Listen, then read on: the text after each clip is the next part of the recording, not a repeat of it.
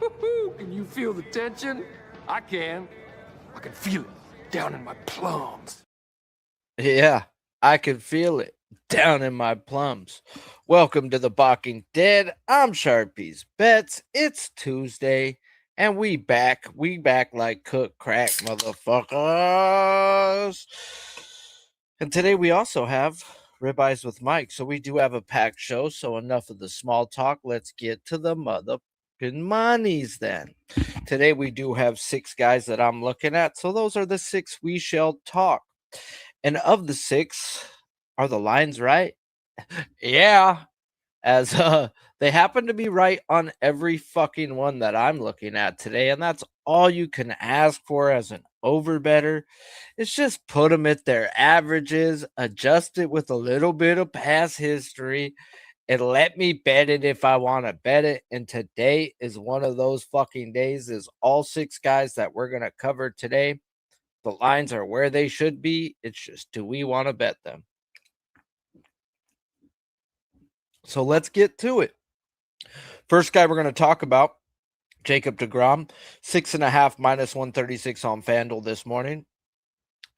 Is a guy who's going to throw first pitch strike 1% better than league average.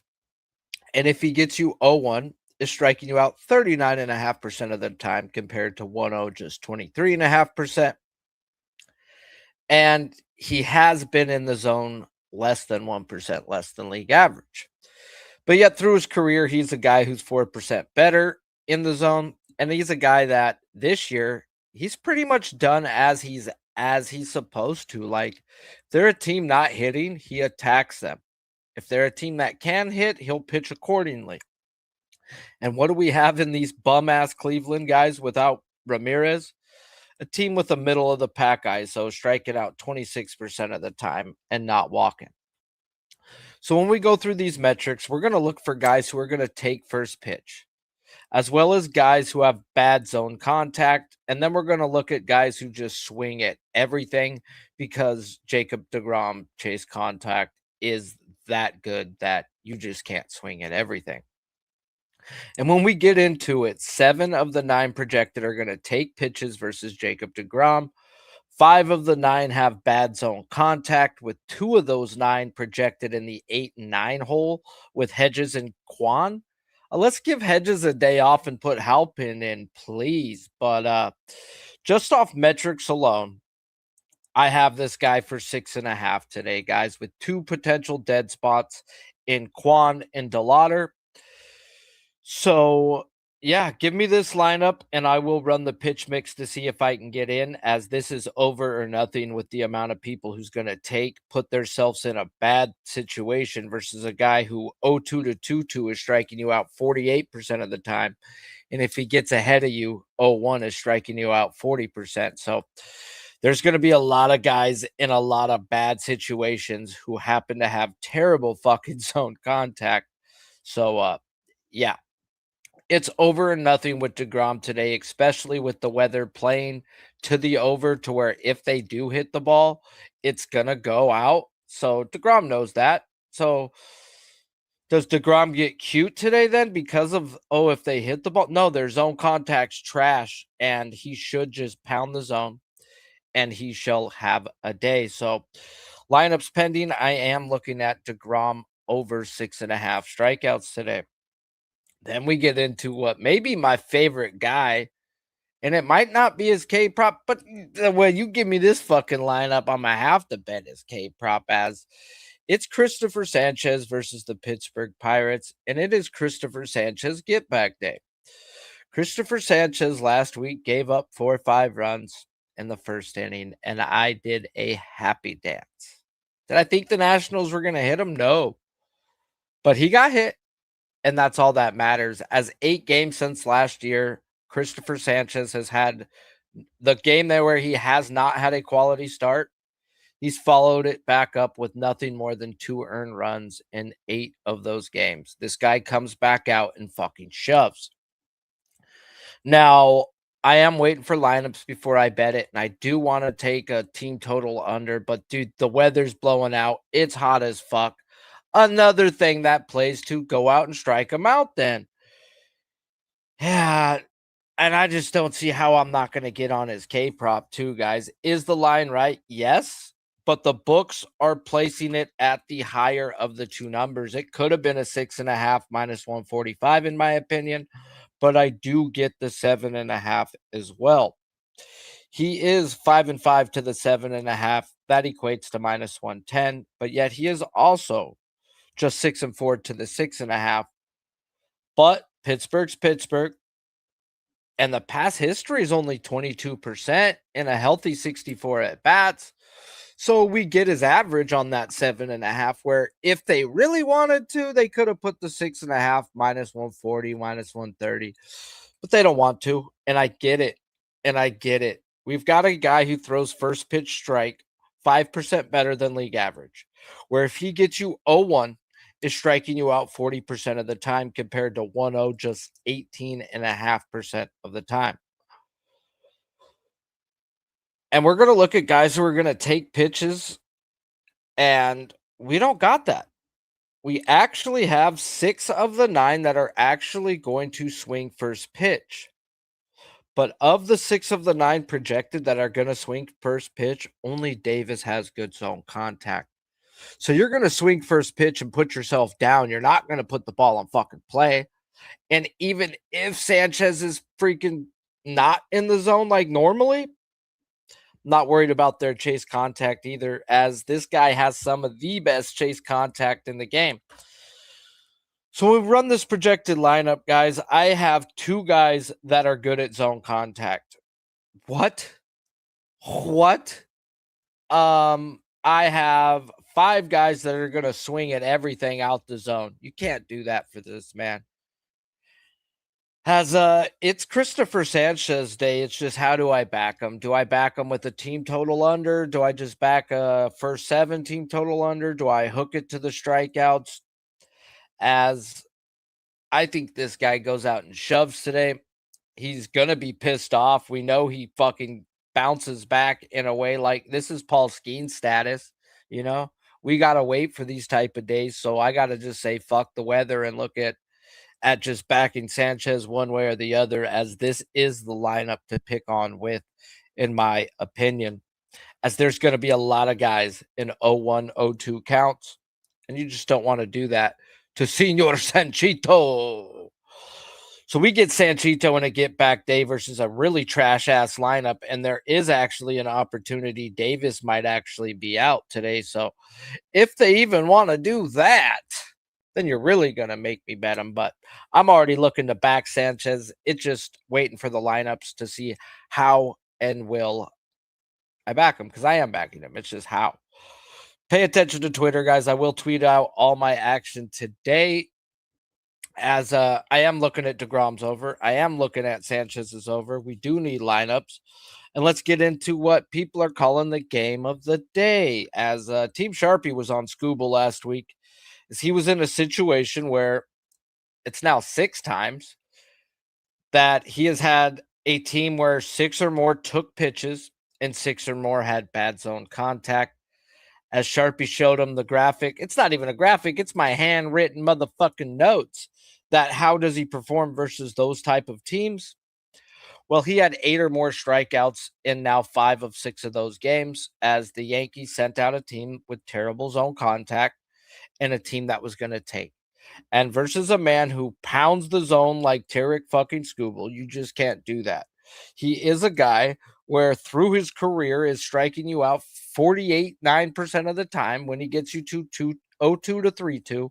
So that's why, that's why we look at the do you take pitches. That you just can't do that. And with a guy who pounds the zone contact's really fucking key, because he will eat, and eat you alive in the zone. And that's where we get into, this says it can be another monster fucking day. Yes, it's a back-to-back. But my rule on a back-to-back is I could only look to bet you if you have a bad day the first time. I could look over. A good day the first time, I look under. Sharpie, he just had 9. You're right. So I can't look over, right? Wrong. Sharpie has another rule that if you've watched this show for years, you would know as well. I will bet a back-to-back over if you give me 3 different people in the lineup than the week before. That to me is not a back-to-back type of lineup. And that's what we have right now in the projected lineup, as Chisholm, Wells, and Schneemann are not projected to be in and were in last week. And they are projected to be in with Cabrera, career bad zone contact, Sanchez, bad zone contact, and yet Rosario, not so much. Now, he has good zone contact as well as only striking out to Skubal 2 of 15 at bats, and he's projected in the 1 hole. So, all in all, my rule says I can play the over. And then we get into the metrics. And we have 6 guys who are going to take and 6 guys bad at zone contact. Now, we do need to adjust as Goldie takes and has bad zone contact. We saw what Goldie did to fucking Skubal last week. I've been saying probably for shows Goldie's going down to fucking Skubal because by the metrics and shit, it says he should, but he's only struck out 2 of 14 times. And I don't think that's going to fucking happen. So on metrics, I have this man for 8+ on a bad day. When we add in the past history, it gets dropped down to 6.5. He has that 6.5 with some hella juice. For me to pay that type of juice, I'm not going to need Rosario, Goldie, Bellinger in the top 4. And we're realistically getting 2, if not all 3. Now, what to me is this is a perfect live betting spot. Is Rice is going to be tough too, but has shown he can be got as he takes and has struck out 2 of 6 times to him. So, yes, he can be got. Does he get got the first time? Maybe. But say he doesn't, and say Rosario or Goldie does, we get the same fucking number. Or say he gets 0. It is everybody after Bellinger that is a walking fucking strikeout. Volpe, Dominguez, Cabrera, Caballero, Sanchez. Volpe, Caballero, Sanchez are all guys who take and have bad zone contact. If you take in their combined at bats, they have 18 at bats with 8 strikeouts where Sanchez hasn't seen him. At the end of the day, guys, it's over or not for Skubal, but I do see a way he can end on 6. That top 4 is a fucking motherfucker when it comes to strikeouts, especially by the metrics. In the past history, the metrics in past history say super dead spot on Rosario. If he somehow gets him, he wasn't even in the lineup last week, so fuck. That to me was a holy fuck. We gotta bet fucking Skubal, so probably not getting him. Rice he can get, but let's say he doesn't. Goldie, it says he should murder him, but has only got him 2 of 14 times. Bellinger, only 1 of 6. He's a guy with good zone contact, but takes, so will put himself in a 2-strike count. There is a spot where he doesn't get the top, and he doesn't get him maybe at all. Like maybe Rice and Bellinger for 1 and 1, and there's a legit chance he doesn't get Goldie, Rosario, or Bellinger once. And that's how Skubal ends on 6 today. Not saying he does. It's over or nothing. And to me, I just think it may be a perfect live betting spot, and I'll be getting in live and letting Team Sharpie know if I get in live on that one, as that's one I just got to drop into my betting chat and let them get in if they want to, because we only got like a 10-minute gap in between innings. But like I said, Volpe, Dominguez, Cabrera, Caballero, fucking Sanchez are fucking walking strikeouts to fucking Tarek Skubal. So if he just gets 1 or none, we have a better number or the same, and then we get into the meat. Speaking of the meat, we'll talk about the meat in the last game of the day that we get into, is that's all at the top of the lineup. As crazy as it sounds with all these big dogs going today, Jose Soriano fucking lineup spending is my favorite spot going into the fucking day. Just looking at the metrics, as I think it plays into him having a fucking day. But he'll go walk 7 and make it a stress case for me, as that's what he does. But let's get into the other side of this. Cam Schittler versus Detroit, 7.5 at plus money. As is the line right? Yeah, it is. It is right. It could have been a 6.5 minus 130 minus. No, did I right? Yeah, minus 130 minus 140. But the books are playing it safe with him like they are with Sanchez, and they're putting him up at the higher of the two numbers where his average plays into both, and it makes sense. Okay, so we're going to get into Detroit. They're striking out 25% of the time, a la Pittsburgh versus a lefty. So the books are going to play them to the higher of the two numbers. Yet, like I said, it is still their averages. So the lines are right. And the line is right on Cam. And when we get into Cam, guys, we have a guy who throws first pitch strikes 3% better than league average. And if he gets you up 0-1, is striking you out 38.5% of the time, compared to still 25% from 1-0. Still good. He is in the zone 1% more than league average with league average chase contact. And if he gets you 0-2 to 2-2, he is striking you out 49% of the time.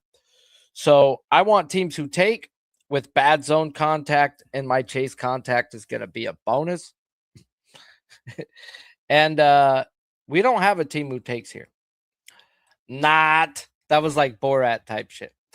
We do have a team who takes. The meat of the order takes. We're going to have 5 of the 9 who are going to take, but of the 5 of the 9, McConaughey, Dingler, Carpenter, Torkelson, Keith are 5 of the top 6 are going to take first pitch.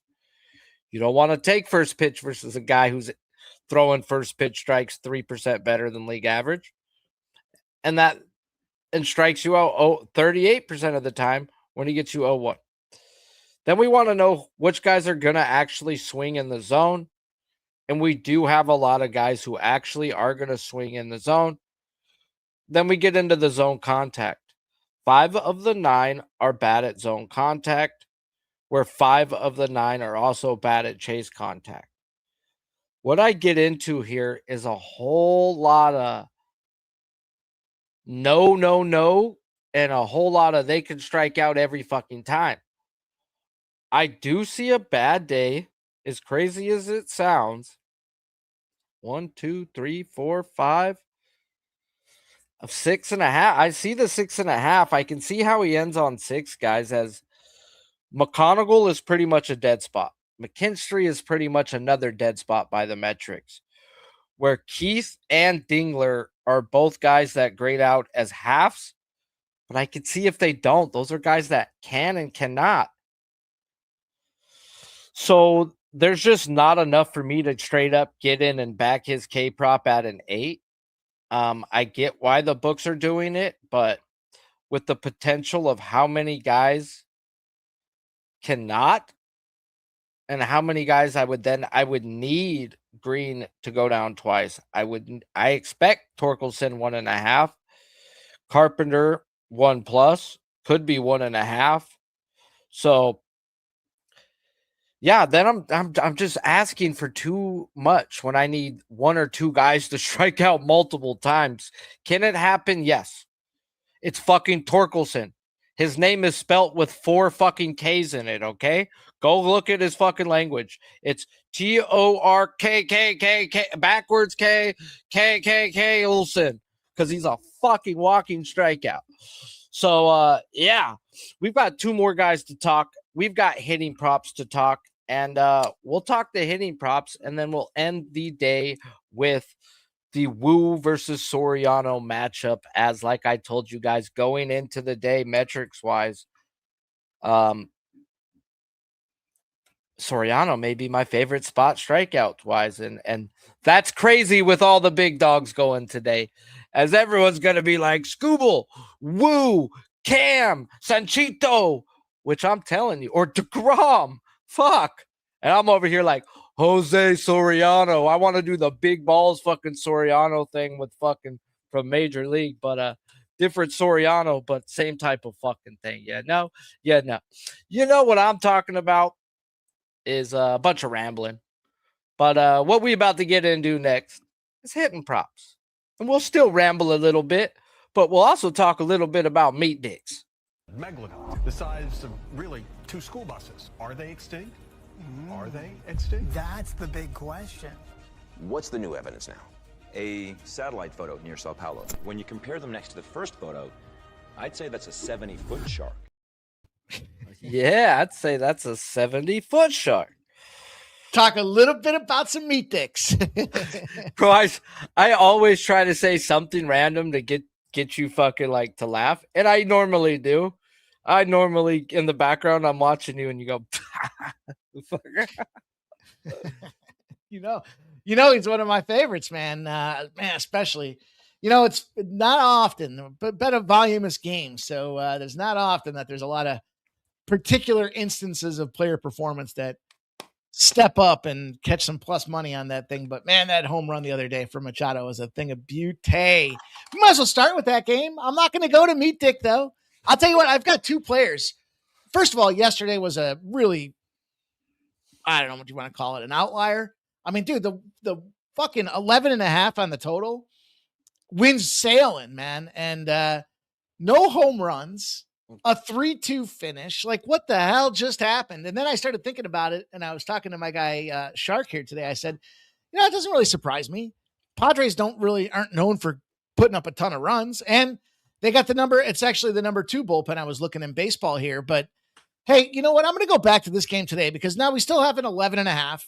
There's still same. I just can't see the Lightning being captured in a bottle twice. So I went 1 on each side for this game because they've got some same game parlay bonus boosts out there that I wanted to take advantage of here. And I'll start with the fading of Matthew Boyd. You know what I said the other day, Sharpie? I said, this fucking guy has been on the starting projection like 6 of the last 7 days. I don't know what's going on with the guy. Is he hurt? Is he not hurt? What the? And so that inconsistency to me just means he's vulnerable to get smacked, right? We know these pitchers are creatures of habit, and this guy, well, I just want to pick on him, and that being said, 308 against lefties for Fernando Tatis in this spot there. I'm going to go with a little Tatis action. He's at plus 130. And, from an overall performance here, obviously, we look at Meat Dick and we know that he's a beast. But when you start drilling down and you look at some of the peripheral numbers here, I think Tatis finds himself in a really good position today. You got plenty of guys that can get on base. Now, they had an absolute shit ton of clog yesterday. I mean, talk about a clogged toilet. They couldn't get these guys across the finish line. So today the wind actually amps up a little bit. It's a little bit warmer on top of that. So Tatis in the leadoff position should get plenty of goes. Don't see him getting DH'd. Manny Machado, speaking of Meat Dick, he's hitting 471 out there against Matthew Boyd. So definitely a strong candidate, but I'm going to go to Tatis plus 130. Fernando to get the job done there on the Padre side of things. What do you think about that one? I don't fucking hate it. He's not Meat Dick, but no. I say it, and I say it all the time, bro. I'd hate to jinx it and they go out there and get whooped. Weather is, the books are going to adjust the number to weather. Sure. Now, the team still got to fucking hit. Right. Like, and that's where I'm at with Philly today, bro. Like, Pittsburgh still got to hit. I don't care how bad the weather is, and you still got to hit a pissed off Sanchez, motherfucker. Like, so I want to take a team total under, but the wind and the weather, and it's like, you know what, bro? They still got to hit the ball. The problem that they're going to have in that Pittsburgh game out there is you got a 15-1 and a 25-1. Fading the Pirates. Okay, I was like, don't tell me Sanchez, bro. I've got Sanchez in a fucking murder spot, get back spot. Yeah, he's 25-1 in his position today, so he should go out there and absolutely nuke him. I think it's capable. The Phillies, because they're so pricey. I took a 7+ because his K prop is 7.5 right now, right? So I took 7+ and the Phillies, and I got that for minus 115. I thought it's probably the best way to play it because I don't see Philadelphia taking the L in that game. So I went to the other side of this game, though. Bregman is the gentleman that I am choosing on the Cubby side of things here. Everyone loves PCH. Everyone loves Jackson. I mean, look at these guys all struggled in their own right out there yesterday with like you said, they have to go out and perform. But Bregman, Sears, best matchup, I think, on the entire card of baseball today. He's got 20 at-bats. He's nuked the guy for a 350. He's got 2 bombs, 5 ribbies. I think this game goes over the number. I know it's lefty. We got lefty on lefty crime. But I still think that we can find total. I think we can find runs. I think we can find Bregman at plus 135. I like parlaying both these guys together. I'll tell you what I'm going to do from a same game parlay perspective. I'm going to go with the over. I'm going to go with Bregman. I'm going to go with Tatis. And I'm going to go with the Padres. And I'm going to use that boost. I'm going to try to fucking jack DraftKings right in the mouth. Wow. Couldn't even just like put him in the mouth? You're just going to jack him in the mouth? Jack him, dude. Man. I don't even know what that means, but. Bro, I'm going to do it. Prerogative, bro. It's got to be like Russian porn when you're done and you jump out and you're like, I'm going to turn your mouth. Grabbing him on the side of the fucking inside of the mouth. Told you guys we were going to ramble. Sorry, not sorry. Let's go on over to why can't we just take advantage of one of my favorite pitchers to fade? And he shit the money bed, but not for me last week. I was all over fading this dude. And the best part is it kind of feels like a win-win. Are we going to see Gausman bounce back? Everybody thought Gausman was going to bounce back last week, and I was like, nope. This is a Gausman gets lit spot, and Gausman got lit. So if you're expecting him to bounce back, this is 35-year-old Gausman. This ain't 25-year-old Gausman. So keep that in mind. I know the Mets are struggling. They're making it look ugly. They're looking embarrassing. They're giving special preferential treatment. These guys are committing more errors in the last. If you weren't sure what an error is, watch the last 2 Mets games. It's just disgusting. But Juan Soto's fucking monster. I talked about the Bregman numbers on the card. How about this? 17 at-bats, 8 hits, a home run, and 5 ribbies for a 471 against Gausman. The guy I expect to get knocked around, Gausman. The guy I expect to do it, Soto. Catching him at plus 150 on top of that, top of the order, so he's got plenty of at-bats. I don't see this guy. He's not going to get DH'd. Frankly, get him out of Mets land out there. Lefty-righty matchups, best hitter on the team with a 303. So he should be able to make contact with the ball. He's got tremendous ISO, and he still hits around a 250 on the road. So I don't see any reason why Juan Soto can't try to be the stopgap. I don't think the Mets are too concerned about winning this year, but they want that stadium. They want that casino out front of the stadium. They could give a shit about. Baseball's just a vehicle to facilitate them being entitled to generate a casino out there in Flushing. But Juan Soto should be able to go out there and be the casino for us today. Plus 150 for Juan. Good old Juan Soto. Hey, that dude's a cancer to a clubhouse, bro. Agreed, 100%. Like, dude, straight cancer. He's a me dude. He's not a we dude. He's a me dude. And he's a chief, bro. And you can't have too many chiefs. You need Indians too. My old man used to say that all the time. I love that saying. Bro, like for real. And in San Diego, you had Machado, Tatis, and Soto, all fucking Chiefs. No, you can't. Everybody, at least on the Dodgers, even though how great they are, will tell you Ohtani's the greatest. Ohtani. At least they all know to fall in line. Right. You got to know there's a pecking order. I don't care who you are. My guy Shark talks about it. He says, if you look at the makeup of this team, these guys are from all over Latin America. And there's a lot of adversarial nature between these fellas. And, just because you're not even just all over Latin America. These are some of the highest paid Latin Americans. Yeah. These ain't the ones that are just grinding out these ain't the Renfigos, the motherfucking, the contact guys you don't want to fuck with. No. These are just a bunch of fucking, again, selfish me dudes. Yeah, wear Gucci to sleep. You can't spell Mets without me. And that's let's go. That's been the problem. That's some Philly shit right there if I've ever heard it. All right, let's go out west. Let's take a look. You talked about Sirianno. Dude, I actually have a sneaky suspicion that the Angels can do something. Now, I thought the Angels could do something yesterday, but I was proved wrong. They scored first. The only thing they did yesterday is fuck my Nerfy parlay up because they got a run in the first inning. But, they got Brian. I'm not laughing at you. They got fucking Kirby'd 8 innings and he got a 7th strikeout on the last batter. Unbelievable spot there for Kirby yesterday. And, I look at this Brian Wu cat and I'm just sitting there going, man, he plays great at home. And they're big favorites. So do you want to get in the way of that? I think the only way I'll play this game, I take that back. I want to play the Angels first 5. I do. But it's Brian Woo on the bump. I want to take the first 500, but every time I take a first 500, I am the baby seal, and the bookman is running around with the club looking to smash me on the shore of the beach, right? So I can't get there either. But I'll tell you where I can get to is J-Rod, man. And, it's a 7. So because of the elements and the circumstances between the pitching, the weather, the home factor, they're giving us a plus 180 for Julio Rodriguez. And, when again, you look at the familiarity, I talked about the voluminous nature of the previous couple of guys I talked about. But in terms of the efficiency now, let's change gears. This guy's hitting a 533, a monster 533 against Jose Suriano. And it's not like he's got 2 at-bats. He got 15 of them. He's hit the dude 8 times. He's got 2 yardsticks and 5 ribbies on top of that thing.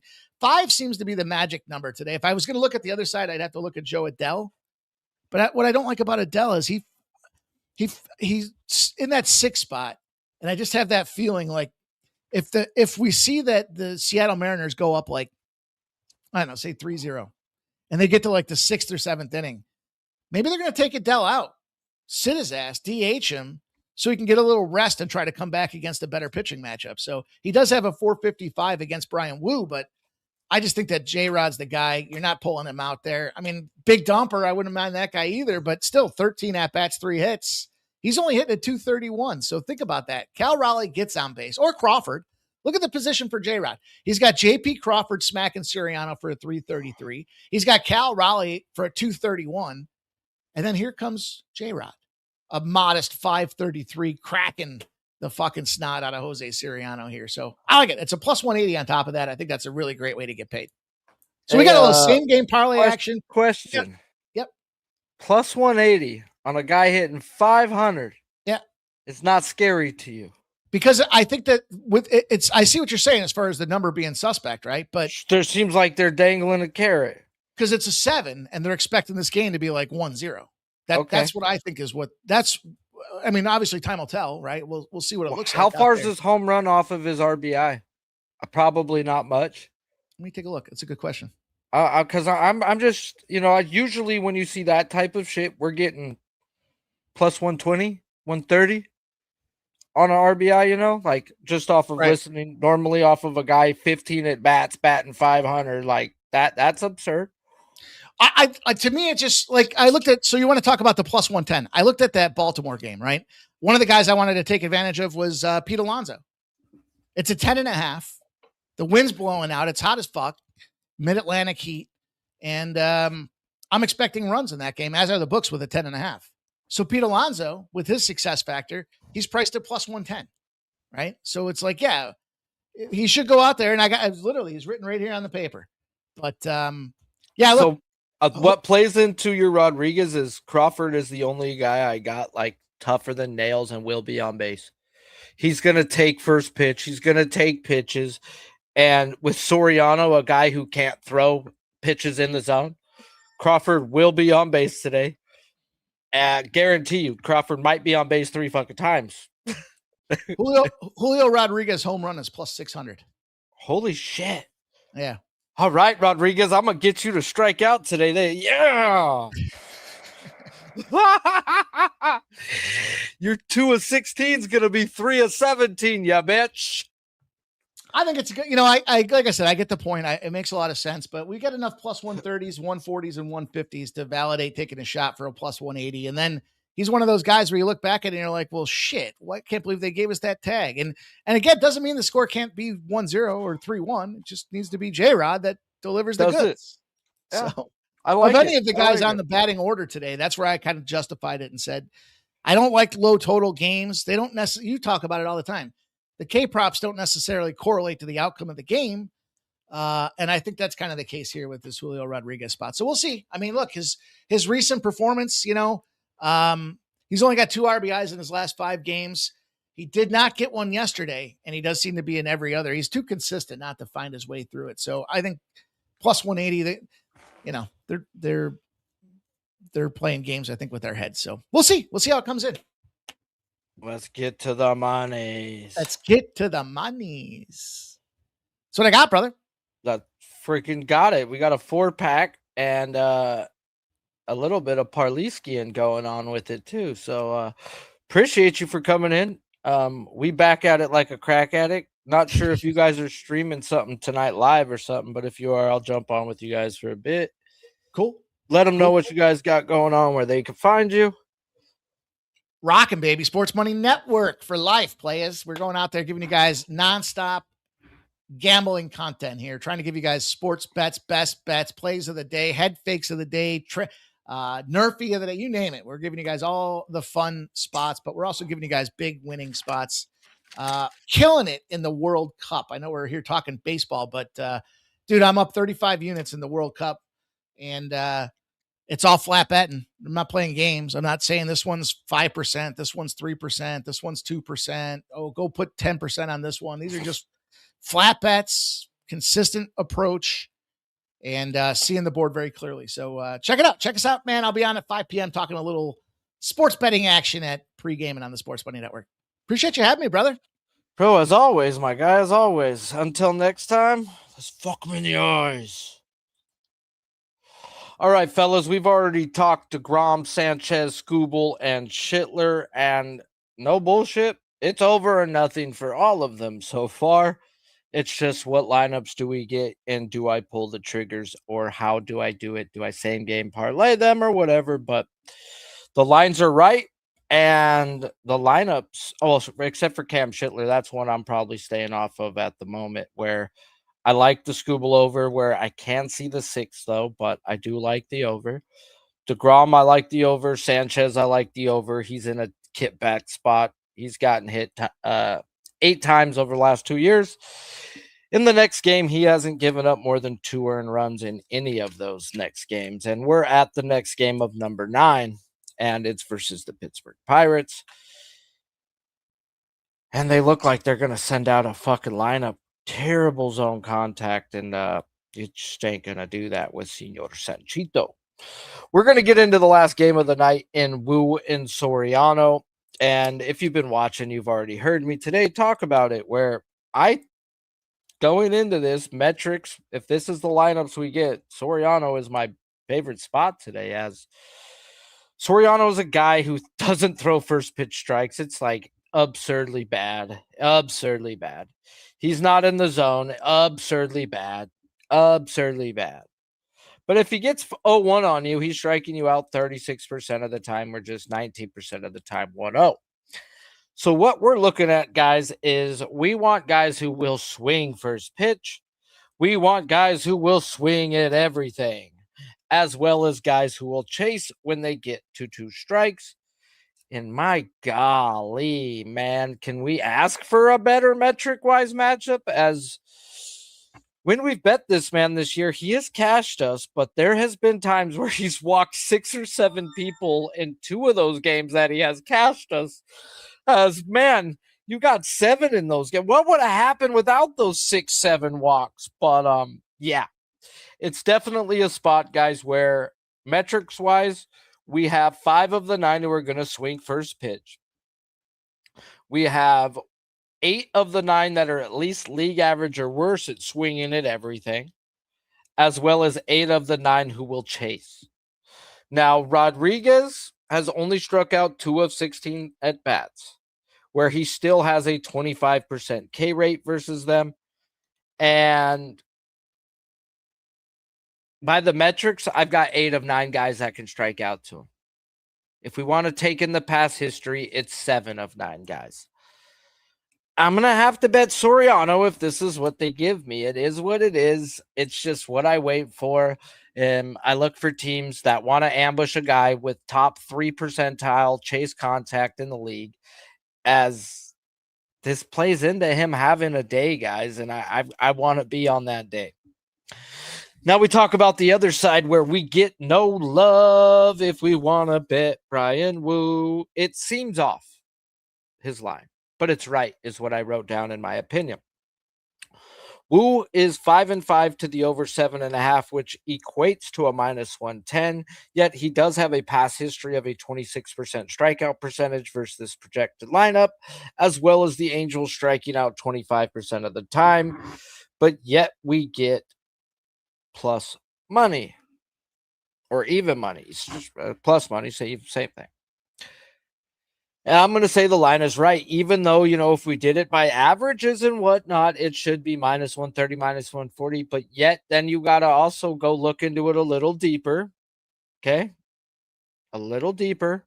This is his first 7.5 of the year. It's not like he's been put at a 7.5 before. When they put a guy at their first number for the year, they don't go off of averages. They go off of, okay, we ain't giving him this number yet, and now we're going to give it to him. And just off metrics alone, I have this man for 6 or 7.4 on a bad day. Yet if you take in the past history, it's 6.5. But yet the past history of Neto says he should go down by the metrics, and yet has only struck out 3 of 19 at bats. So I go look at DraftKings, like, what's Neto to strike out today, as they are a good platform to at least gauge something like that off of. And they've got Neto for 2+ strikeouts at minus 138. If Neto goes down one time, I've got Woo for 8. If he goes down 2, Woo's getting 9 or more today. So the more and more I look at this, I want guys who are going to take first pitch, as he's 9% over league average at throwing first pitch. He's in the zone better than league average. So we want guys who take, as well as guys bad with zone contact. I do pay attention to zone contact more than chase contact, as he pounds the zone, and that's something that you should pay attention to. And of this projected lineup, all 9 are going to swing first pitch. But of those 9, we have 5 with good zone contact, as well as 7 of the 9 going to swing in the zone. So what this all adds up to, that sounded like a bunch of bullshit right there, the way I read it out. That was just me reading it out, and actually not fucking putting it into an actual complete sentence. But what it comes down to, guys, is I have 0 dead spots for Woo today. Zone contact or not, there's other ways in. You can't take versus this man. So Neto with his bad zone contact is 1+. Gosman, I have him for 0.4, whether it's metrics or not. Chenal is another guy I have for a half. He's only struck out of 2 of 14 at bats, but he's going to take first pitch, and he's going to take pitches in the zone versus Woo, who does strike you out 46% of the time, 0-2 to 2-2. So he will have a chance at getting Chenal. Solera is 1+. Meckler is a 0.75, as the only thing he does have is good zone contact, where he's going to take and have bad chase contact. We've got Adele, by the metrics, says can be, somewhat tough, but has struck out 4 of 12. So he's a 0.75. We've got Walton, 1+, bad zone contact. Can't have that. O'Hoppy's past history says 1+, but by the metrics, 0.75. And then we get in the low, bad at zone contact, has struck out 3 of 9. Past history. The past history of O'Hoppy says 1+. I mean, he's struck out 4 of 13. We're lowest 3 of 9. So at the end of the day, I just, if this is the lineup we get, it's over or nothing. And at the plus money, it's definitely worth a half unit shot. I would go full unit if the zone contact was worse. So it all depends on what lineup I get.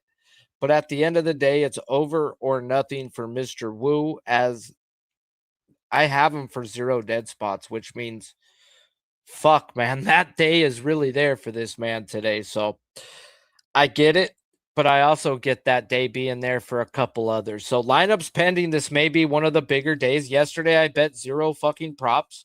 I forced myself into a half unit team total where I knew not to bet it because it was a half unit bet. And I was like, if it was for the weather, well, I was a cuck and I was like, I'm probably donating. And I did. So I donated a half unit, but all the props I did not like yesterday. And today's a different story. So I'm looking to back DeGrom. I'm looking to back Sanchez. Scooble may be a live bet play depending on how they want to project their or put their lineup out. And Woo and Soriano are both overlooks for me as well. So fuck me running. I may have 4 to 5 bets going. And God willing, we keep us rolling and having us a day, guys, as June was just as good as May. As since I've chopped it down to just 7-day periods, shout out to JPZ if he's in the chat or on the rewatch, and stop looking at it monthly, man. It's just so much easier just to reset every week. Like, the goal is to make money every week. Just chop it down weekly, reset, and keep it pushing, guys. As right now we're seeing the board, guys. We're not pressing, and every line I broke down and talked about today, the lines were right. So if you're liking the over or the under, we got the averages, and that's all we can ask for is just don't play games. And that's all Sharpie wants, because then I can go to work and do what I need to do. And that is get to the fucking come on, camera. How come you won't steal my work? There you go. Until next time, guys, if you haven't already, do me a favor, smash that like button. It really does help your boy out. And if you're new to this channel, please hit the subscribe button as well. Until next time, let's have us a day.